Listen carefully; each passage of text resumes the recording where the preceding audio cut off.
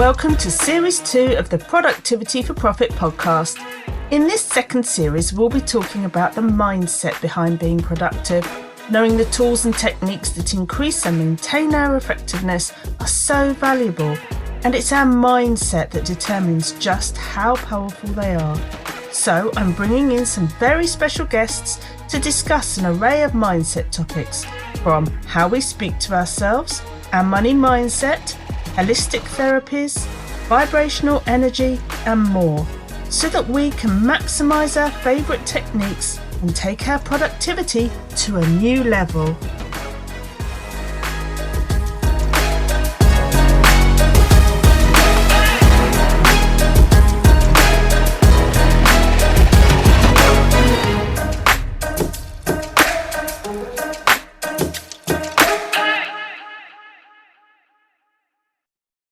Welcome back to the Productivity for Profit podcast. And in this series, we're looking behind the scenes of our productivity. Because if we're going to effectively implement all the tips and techniques we know and learn fully, we need to be in the right headspace. We need to have the right mindset so that we can believe in what we're doing and be open to the idea that these productivity techniques are actually going to work for us. Now, we all have challenges in this area and no one is immune. There are certain triggers that set off our imposter syndrome, our overwhelm, procrastination, or self-doubt. And we'll never erase them completely because we're human and it's part of being human. But we can manage these emotions, and that's what this series is all about. Optimizing our productivity and our time management and so on by managing these emotional blocks that can slow us down or even stop us from fulfilling our potential. So today, I'd like to welcome my special guest, Natalie Todd. Natalie runs Flip the Fear Coaching, and she helps her clients to grow in confidence so that they can become unstuck from feelings of fear that can keep them paralyzed and even stop them from moving forward and reaching their potential. And this is so close to why I run my business. So I really wanted to bring Natalie onto the podcast to explore a very common limiting habit that we all have, and that is how we talk to ourselves, our inner monologue. So, Natalie, tell us why you chose to become a confidence coach and how did you arrive here? And also, what do you love most about what you do? Thanks, Libby, and thank you for having me on. It's a real pleasure to be here today. For me, the life and confidence coaching that I do really comes from the heart. First of all, I absolutely love working with people and helping people to move forward. I've always worked in a very, very people-focused role. So the life and confidence coaching that I stepped into a couple of years ago now really came from a place of wanting to help people, but also from a place of where I've been really stuck in the past, where my confidence has held me back, where my internal dialogue was on autopilot and firing so many sort of negative thoughts were going through my head and inner dialogue. And I realised as I was progressing with my own career, even as a single mum, and I was getting promotion after promotion, which sounded really, really positive, internally what was going on for me was my self-doubt was growing. And actually, I was feeling quite crippled myself with self-doubt. And for me, if I can help other people who are in that position, who are maybe feeling stuck, lacking in confidence, even if outwardly they appear quite confident, if I can help those people, to me, that is just magic, because we all want to feel happier. We all want to seek those opportunities in life and make sure we fulfill them. So by me doing my coaching, I hope that the people that come and work with me sort of step out of the space and feel better about themselves, feel more confident, and can actually start moving forward in life. And such a worthwhile and rewarding vocation, isn't it? Especially when you know how that feels. So I think that's when we really find our work, the work that we're supposed to do, is when we can empathise with people and we have that compassion because we've been there ourselves. So one of the things that you talk about is how we talk to ourselves and how that's crucial to our stress levels and ultimately to our happiness and our confidence and our success. So tell us more about how our thoughts can affect our everyday lives? Sure. It's such a big topic, Libby, because I think what goes on in our mind is constant. And the way that we function naturally is by having about 60,000 thoughts a day. So that is a lot of thinking. And then if you bring into the element of that we automatically have more negative thoughts than positive thoughts. So what that actually means is we are almost on the back foot day to day, because how we've been programmed through evolution is that we are going to look out the window and worry about fear. What's going to go wrong in our lives? So back in the day, it was the saber-toothed tiger coming and attacking us. Nowadays, we're just worried. We're worried that things are going to go wrong. We're fearful. So we quite often think the worst. And that can be quite debilitating at times, because if you get really caught up in these negative thoughts, it can stop you moving forward. It can stop you being productive in your business, taking new opportunities. So it's really important that you actually do tap into what's going on with your internal monologue and start acknowledging what's going on, so you can actually pivot and start changing those thoughts in your head. Because the great news is that we are programmed, and a lot of this programming comes from, yes, evolution, but also from our childhood, from our parent figures. But we can retrain our brains. So we don't necessarily have to stay in this place where the majority of our thoughts are negative. We can actually be really active in shifting our mindset and shifting it into a more positive place. And that's really exciting, because what we're saying there is, with science now, neuroplasticity tells us you can go from a place of having negative thoughts to having positive thoughts if you put in the work. It's true, isn't it? Because a lot of what we think is on autopilot. It's habitual, isn't it? I mean, most of our thoughts are habitual. We're thinking the same things over and over every day. So it's really important to recognise those thoughts and then know or think that we can make change. Absolutely. And the great thing about habits, although they can be really hard to break, once we've got them embedded, it is challenging, absolutely. But you can create new habits, and new habits will take normally between 3 weeks and 3 months to form. But if you're willing to put in that hard work, because actually you want to feel happier, you want to feel more confident, you want to take opportunities in life, you can absolutely do it. It's just a simple recipe, really. You need to be able to commit and say, do you know what? I absolutely am committed to change here. You need to invest in yourself. So whether that's taking time out day to day, whether that's a coach like myself, or you're reading more self-help books. And the third thing that I would say is making sure you have support.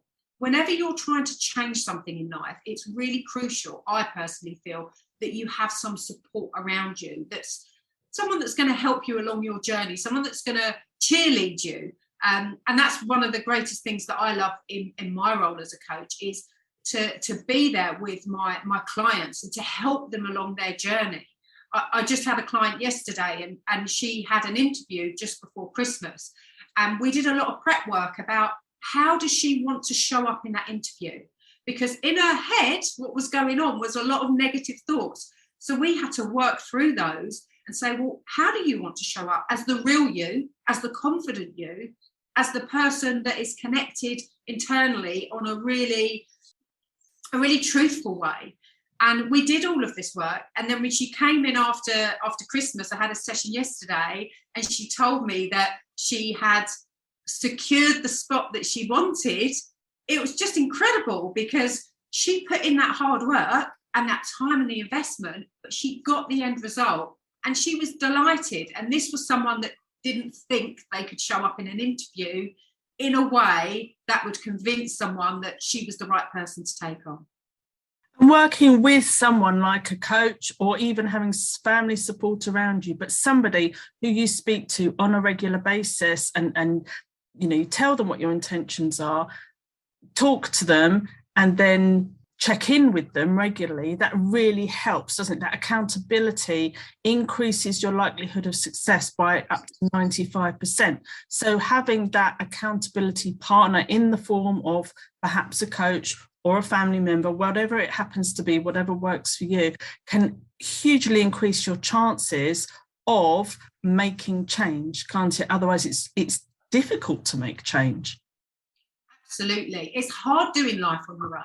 We're built to have connections and partnerships, and even myself, I have an accountability buddy, a friend of mine, and he's a coach as well, and it might be personal things, it might be work things, but we always talk about what we want to achieve, and we therefore need some accountability behind it. And exactly as you say, Libby, it's so effective, whether it's changing your thought processes, whether it's commitments that you're making. If you have someone that you commit to, you absolutely will see the results, because it will just help you on your journey. You feel less alone.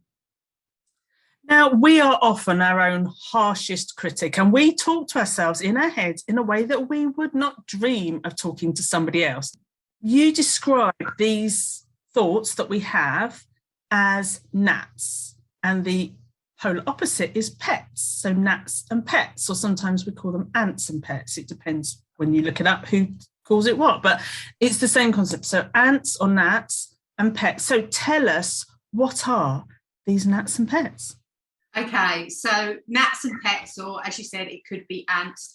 A gnat is a negative automatic thought. So this is what we quite often have going on in our head, is we're in a situation or we're about to do something, and up it pops is a negative automatic thought. You don't necessarily want that thought, but it comes up. And then you've got the opposite, which is really what you want to be working towards if you want to feel happier and more confident, is a pet, which is a positive, empowering thought. It's something that's going to make you feel really good and much more positive. But here's the key thing with when you're going to implement a pet. It has to resonate with you. There's no point in saying, right, my negative automatic thought is I'm not good enough, and then you change it to I am good enough. Because if you don't feel that way, you're probably not going to buy into it. You need to adapt it and tailor it just to how you feel. You could look at it in a slightly more positive way and really attach it to yourself. So talk about I am. Make sure it's attached to you. So instead of maybe I'm not good enough, you could say I'm getting better every day. That might feel better to you.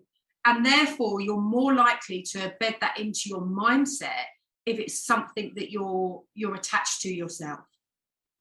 So can you give us a couple more examples? So if we think about, imposter syndrome, for example, and these thoughts that come up perhaps when we're going to do a talk or come on a podcast or do, a speech.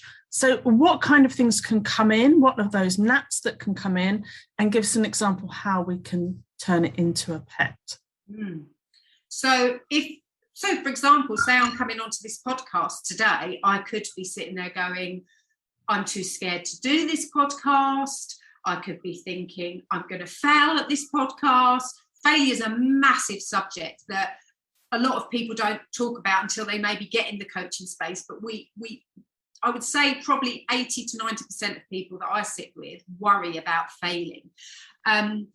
So we can reframe that. So for example, if you're saying, I'm too scared to do this podcast, you could reframe that to, I'm brave enough to show up and try my best today. Because just by using that language, brave, well, you are brave to go into that space. And all I'm going to expect of myself is that I'm going to show up today. And there's another really pertinent point to bring into this as well, Libby, is that when your brain is saying to you, I'm not good enough, I'm going to fail, all of these negative thoughts, you can question that and actually say to yourself, okay, is that the truth? When did that happen? So say you have failed at something. Say you failed at a job interview once. How many other job interviews have you had where you were successful? And really test your mind as well. So look for the evidence and make sure not only when you look for the evidence that you highlight it and you celebrate it, but maybe write it down somewhere. So next time this negative thought comes up for you, you can go back into that and go, oh, actually, no, there were 6 interviews that I got the job for, and that's evidence that I am good enough. Yeah, I like that. Because it is natural, isn't it, to have negative thoughts. And so we want to learn to manage them, because it's not something that's ever going to stop completely. We're human, and this is part of who we are. So we want to manage them. So how can we, you've given us some clues already, but how can we manage our negative automatic thoughts, change them into positive, empowering thoughts? So let's think about perhaps some first steps or some techniques that we can adopt. As I say, you've already started to bring those, but what can people do so that they are aware, so they're, recognizing it, and then they're able to do something about it? Because often that's where it stops, isn't it? People will start to recognize, especially after they've listened to you today, they'll start to think, oh yeah, that's what Natalie was talking about last week. So what are some easy ways that people can make sure that they are going to make change? Because these thoughts are what stop us from believing that we can be productive, or that we do have power over our time management, or some of these thoughts are what make us think that things are not possible for us. Might be possible for everybody else, and I can know all the techniques in the world, but it doesn't work because you don't fully believe it. So when we start to now recognize these thoughts, what do you suggest that people do as some first steps to ensure that they can make change? Mm-hmm. Wow, it's a big question, and there's lots of answers to it, Libby, because what I would always say is that it has to work for you. So I can give you a few ideas today, but it has to be something that resonates with you. And talking about shifting from negative to positive thoughts, the one thing that I would say is that if you try something and it doesn't work, that's okay. It just isn't right for you.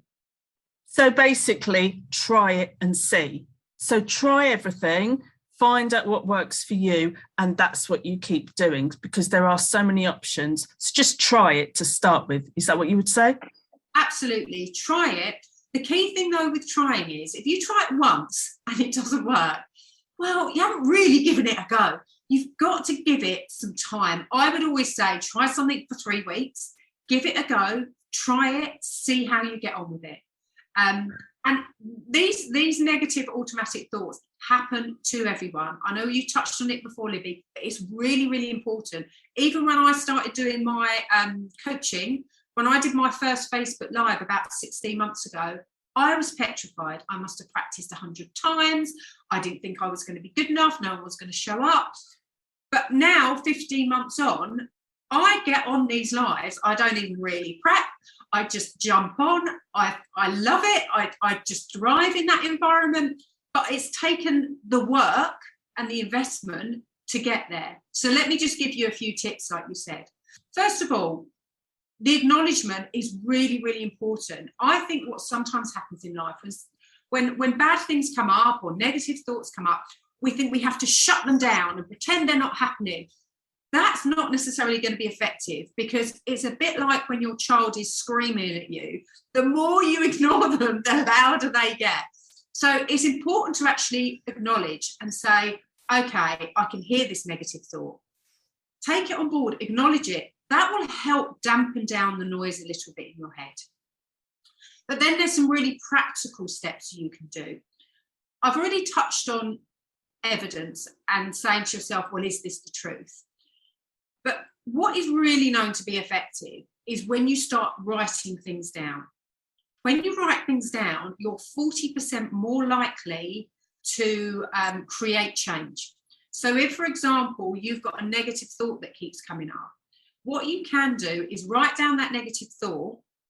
You can then put a line through it, because by doing that action of putting a line through that thought, what you're doing is saying no.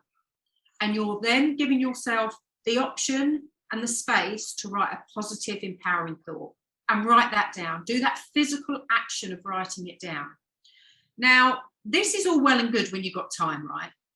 Probably some people are going, well, yeah, that's fine, Natalie, but sometimes I'm out and about and I'm with the kids or I'm rushing to work and I have these negative automatic thoughts. So what I would suggest in that scenario is still do the work of writing it down. Find 5 minutes in the morning, maybe 5 minutes before bed. But in the daytime, if you really want to start changing your headspace and feeling more positive, feeling more confident, what I would suggest to you is start doing some voice notes. So recording your own voice, there's apps out there you can do it on, or you could just do it on your phone and name it as your positive affirmations or your positive empowering thoughts. Record a couple on there and then listen to them when you're traveling, when you're taking the dog for a walk, when you're maybe cooking the dinner. You can slot them into your world so easily because you've already got them recorded. And then what you're doing is you're making the positive voice far louder than the negative one because you're doing the repetition. And this is really, really crucial. If you ever want to have change and you want to create new habits, repetition is key. And not only repetition, you need to make it easy for yourself. So if you're scrambling around at night looking for your journal or a bit of paper to write these thoughts on, it might not happen. Be prepared. Have your book next to your bed. Have your voice notes already done. Put a reminder on your phone so that twice a day, minimum, you listen to these voice notes telling you how bloody amazing you are. Because the thing is, we all are amazing. It's just we're all very unique. And I think what sometimes happens is we feel like we have to conform to what society's saying, what our friends are saying, what our family is saying or doing. But actually, you have your own unique talents. And this is what we're going to really focus on when we talk about positive, empowering thoughts, is what's the uniqueness of you? What positive things can you bring into your world that you can identify and really create as a new habit that you bring into your world? And if you write them down, as well as obviously having your affirmations and your intentions from recording them, but when you say about writing them down, they're also great journaling prompts, aren't they? So you can come back to those when you want to perhaps work on, exploring these concepts a little more, or working on them so that they're not just a passing thought, but that you're embedding them more and that you truly believe them from the heart and that you're really changing the voice in your head. They're a great thing to go back to because you've got them written down and you can just free flow and just really explore those concepts, can't you? Absolutely. Yeah. Prompts are really important. Again, if you're creating a new habit, you need to make it visual. You need to have prompts in place. I had a client that I worked with start of January last year, and we worked together for about 3 months.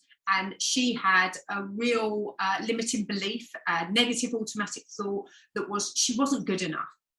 So the plan that we came up with together was she had affirmations written in her bedroom on her mirror, because every day she knew she would get up and she would look in the mirror, and therefore she would look at these affirmations, and they were all really positive. And honest to God, Libby, as the time went on when we were having these sessions, I could just see her coming into these sessions lighter, more energized. She was exuding happiness and self-belief. But that took time. But that method worked for her because she couldn't run away from this affirmation because it was there on her mirror every single day. And she got the result she wanted because she really started to believe in herself. And that is just wonderful to witness as a coach. It's interesting, isn't it? Because I can imagine that when you first write it down, you almost don't believe it. You want to believe it, but you don't believe it. By looking at it over time, every day, it's going to become a stronger and stronger belief, and you're going to really feel it emotionally, whereas you perhaps didn't feel that you ever would. But I guess it's that time, that repetition that allows you to fully embrace that new idea to the point where it is just a given and it is a full-on belief. Absolutely. It does take time. And that's why I go back to that point of it has to resonate with you in some way. And the more work you do with this, the more potent it becomes. So if you're listening to your voice notes, you have affirmations written up and you're writing things down, it's going to bed into your psyche, and you're going to just become that person. And it's wonderful to see. And I'm living proof of that as well. I never would have jumped on a Facebook Live and just gone, yeah, just jump on and have a chat to people today. But I did the work, and the proof is in the pudding, so to speak, that you then start getting the results. And I think what most people are searching for, Libby, we can talk about all different avenues about negative thoughts and positive thoughts and confidence. We all want to feel happy. We all want to feel happier. And we're not going to feel happy 100% of the time. I don't think that's realistic. But I think there's a lot of people out there that want to feel happier than where they are right now. And that's realistic. That's realistic. And all of these steps can really take you on a journey to feeling better about yourself, which then emanates to everyone around you as well, which is wonderful. That's your kids, that's your partner, that's your friends, that's your family. You know, all of them get this benefit of you feeling in a really good place. Yeah, absolutely. And as we touched on earlier, it's not about forcing yourself to do something that you really don't want to do.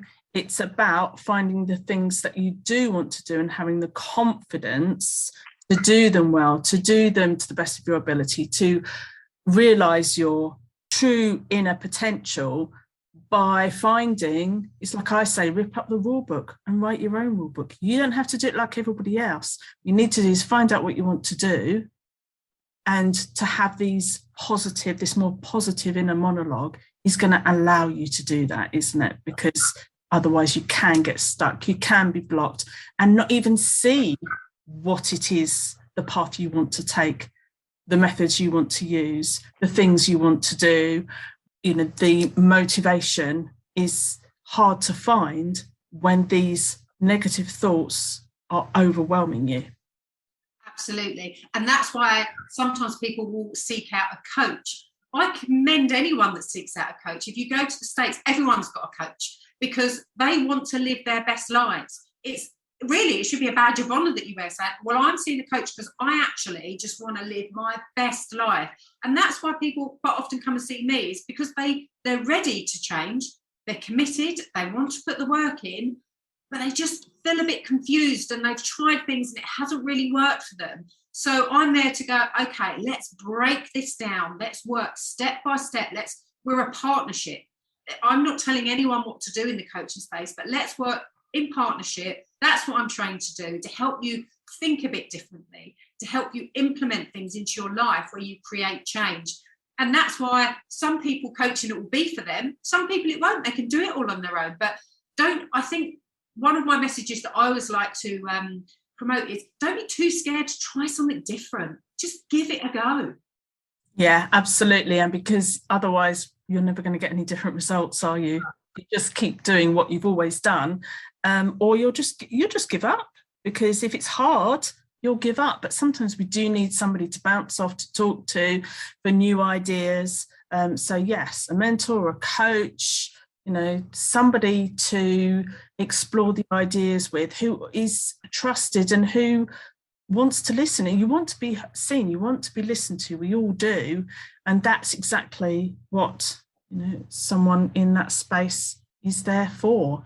It's not to judge, and who will understand that your challenges are valid, that they're important, and that, you know, you're ready to make change. So that's, yeah, absolutely agree with that. So Natalie, any last bits of advice on how that inner monologue, our thoughts that we have on a daily basis, how we can use those to our advantage when it comes to productivity?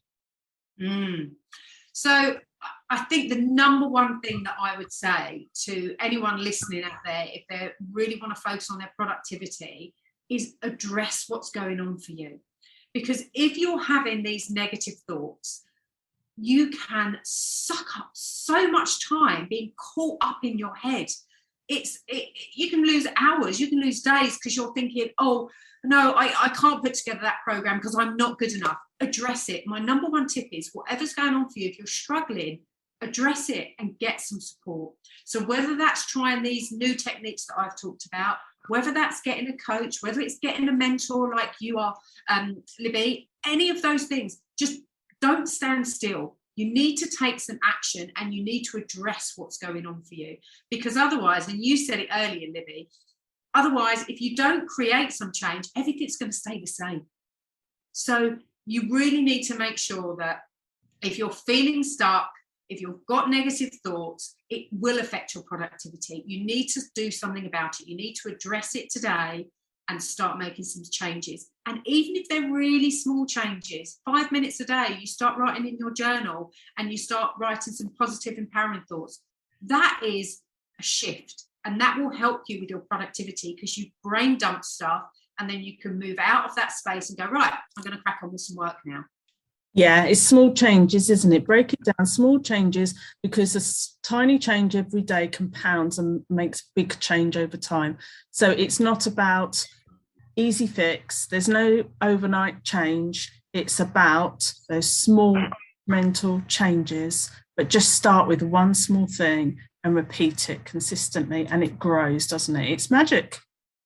Absolutely, because I think what happens is people look on Instagram or on the internet and they see people that are hugely successful in business and they think, oh my God, I'm not there, what's going on? They have worked so incredibly hard, all of those successful people. It hasn't happened overnight. It's exactly what you said, Libby. It is small steps and it's changing things. We're all going to stumble at times. That's okay. But if you're kind to yourself on that journey and you acknowledge what's going on and then look at changes, you can still get that success. You can have that productive day. You can feel more confident as long as you're still looking to move forward and try new things and find your own recipe. I think it's really important that people find their own recipe in life. What works best for me in a day? What environment do I need? When do I need my affirmations to show up for me? What people do I need around me? And it's your tailored recipe. And once you get your tailored recipe, great, roll with it, but check in every now and again. Maybe there's something else you want to add to that and you will become more successful, more productive. But you just need to believe in yourself. And that's, I suppose, what we're talking about today. Get those positive, empowering thoughts in your head, because then you start believing and taking more action. Oh, I love that. Thank you, Natalie. And thank you so much for joining me today. So I know that people are going to want to find out more about you. So where can they connect to you and where can they find out more about what you do? Well, I've loved it, Libby. Thank you so much. You can find me on Facebook. I do have a Flip the Fear page on Facebook, but I also put a lot of content just on my own personal page at Natalie Todd. I'm on Instagram quite a lot and I tend to do some lives on there, so it might be worth checking me out. Or, of course, on my website, which is just www.flipthefearcoaching.com. And we'll put all those links in the show notes so that everybody can find you easily. And tell me, what currently is your favourite way to work with people? It's a tough question, Libby, because I love variety. So I love one-to-one work. I really love just sitting and connecting with people. But even when we couldn't do that, I was actually doing quite a lot of coaching in nature, which was really beneficial for clients because I think you have that headspace and it's just more, I don't know, some people just really connect to nature. So I love doing both of those, but I also love group work. I've done some workshops this year, it's last year now, last year that I really enjoyed. And what I've recently done, listening to my clients and reflecting on not only my own experiences, but what I've worked on with clients over the past year or so, is I've put together a 7-week confidence program. And what I've tried to amalgamate in that is a really, really supportive coaching environment. So you get a lot of one-to-one coaching, but in between that is that you get videos and tools and techniques to help drive your confidence in the direction you want it to be in. So if you're someone that's maybe a bit stuck in life and you're feeling held back by your confidence, and that could be anyone, that could be a mum who's wanting to get back into work, that could be a CEO who still wants to go to the next level or move companies, that my program is there to help people from wherever they're at right now with their confidence to just take it to the next level, to grow a bit further. And the reason being is always because You want to feel happier. You want to be able to seize opportunities and make the most of life. And for me, I'm hoping that every single person that comes on this program really gets that, so that they can walk a bit taller and really connect to themselves. Thank you so much for joining me. We've really dug into this concept of the power of our own thoughts and how we speak to ourselves and how that is connected to productivity and, as you say, to our happiness. So thank you. You have been an amazing guest, and I'll see you all soon on the next episode of the Productivity for Profit podcast. Thank you so much, Libby. I thoroughly enjoyed it. Thank you.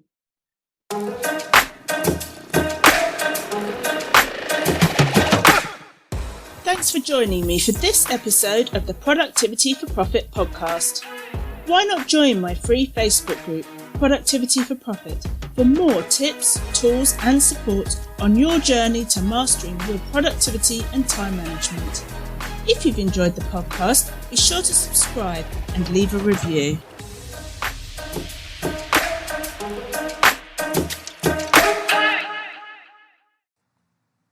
If you're juggling the demands of a service-based business helping your clients and all the other demands of life, then you're probably feeling pretty short of time. So this is just for you. I have a brand new course that helps you to save a minimum of an hour every day. And what would you do with that extra hour? And how would that accumulate over a year? Would you make more money? Would you be more present with your family? Would you have more me time and prevent the burnout? Whatever you choose to do with that extra hour a day, we know that it's not just about what you do, but how you think. So this course is going to start with those quick wins of gaining you back some time, plugging the leaks, putting in the boundaries, but it's also going to help you to instill new beliefs that will allow you to make different choices.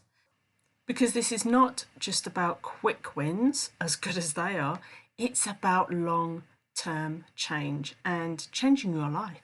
So if this is something that you would like to know more about, then have a look in the show notes and find the link to the Save an Hour Every Day course.